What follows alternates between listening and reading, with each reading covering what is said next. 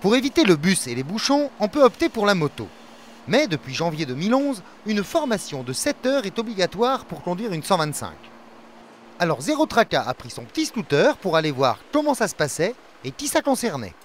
Et cette formation est obligatoire pour toutes les personnes qui veulent conduire un 125 en ayant un permis B depuis plus de 2 ans et qui n'ont jamais été assurés avant le 1er janvier 2011. Aussi, il y a ceux qui roulent déjà en 125 classique et qui veulent acheter un MP3 supérieur à 125 cm3, 250 cm3, 400 ou 500, eux, même s'ils ont été assurés, ils sont obligés de faire la formation aussi. Cette formation de 7 heures qui se répartit aussi bien en théorie qu'en pratique, de manière à sensibiliser les futurs cyclomotoristes aux dangers du 2 roues. En ville, tenez-vous éloigné des voitures en stationnement. Il est plus fréquent d'être surpris par l'ouverture d'une portière que par une rangée de plots.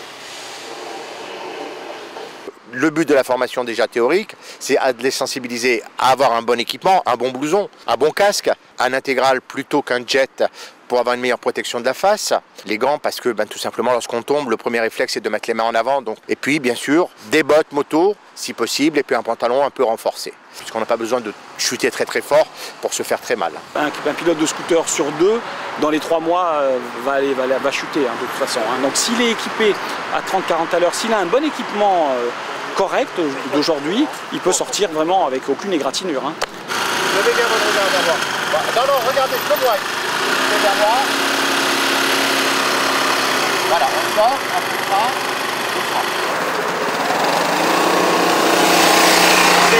Élargir. Ensuite, il y a l'initiation aux 2 roues, hors circulation, de manière à ce qu'ils puissent s'occuper véritablement de leur engin uniquement. Regarde à droite. Voilà, regarde à gauche.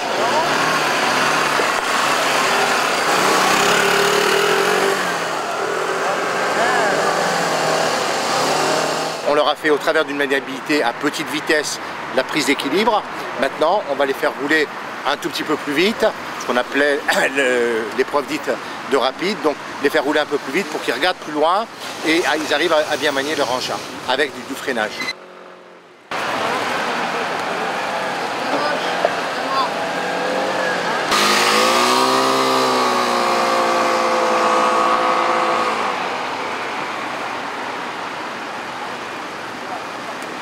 Et une fois qu'ils sont à l'aise, à partir de là, on peut les mettre en circulation de manière à ce qu'ils puissent se déplacer en toute sécurité au milieu des autres.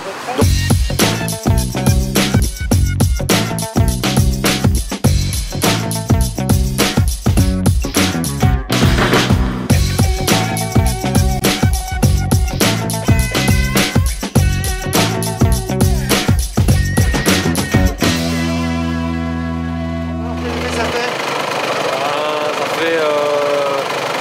Pour l'instant ça va en fait. Ok, si ça va c'est cool. Mais vous avez appris quoi? Ouais, surtout les astuces et puis avoir de la sécurité. Parce que ça nous fait peur un peu. Donc savoir justement la prise en main sur des routes avec une vitesse un peu plus élevée, etc. On se rend compte que il faut un peu plus de pratique, faire plus gaffe, mais... Le fait d'apprendre à regarder non pas proche mais loin permet de contrôler mieux sa trajectoire. Non, tout à fait, c'est super utile. C'est plus au niveau de la maniabilité en fait que je trouve que c'est intéressant. C'est le circuit d'un permis moto, quoi. C'est le plateau d'un permis moto, donc au final c'est un petit peu les bases du 2 roues et c'est plutôt bien. Par contre le seul bémol, je trouve que c'est juste le prix. Faut pas le couper ça si vous voulez. Non, on va le laisser. Autour de 300 €. Mais la sécurité, ça n'a pas de prix.